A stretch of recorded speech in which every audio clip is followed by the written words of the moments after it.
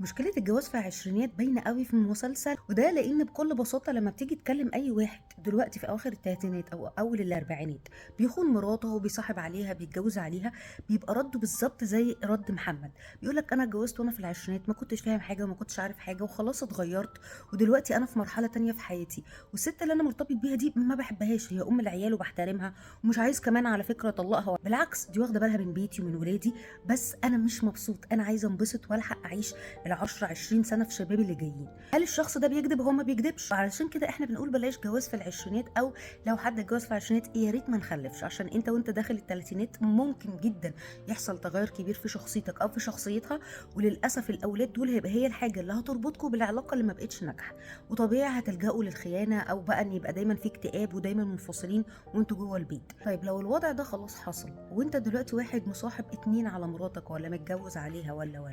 ايه الوضع؟ هو هنا مفيش صح وغلط، انت كراجل عندك احتياجات ودي حاجه انا معاك فيها وحقك، بس في نفس الوقت الست دي حقها ان هي تبقى عارفه، ودي حاجه حتى الدين وجدها، لان على ظهر قسيمه الجواز المعلومه اللي ناس كتير ما تعرفهاش في بند يقدر المأذون يكتبه، ساعتها زوجك ما يقدرش يتجوز الا بموافقه خطيه منك. في ستات على فكره بتقبل انه بتبقى عارفه ان جوزها مصاحب عليها ولا متجوز عليها وبتقبل، وفي ستات بترفض. زي ما انت حقك تعيش حياتك هي كمان حقها تعيش حياتها فعلا، ولا انا ولا اي حد في المجال يقدر يقول ايه هنا الصح والغلط، دي حالات فرديه وكل واحد حر اللي يقبل بايه ويرفض ايه. المهم ان انا زي ما بفكر في نفسي كراجل وبفكر في اللي باقي لي من شبابي وعايزه اعيشه مع حد فعلا بحبه، مش مجرد بس بيني وبينه عشره، لازم اكون عادل وافكر في شريكتي وفي احتياجاتها.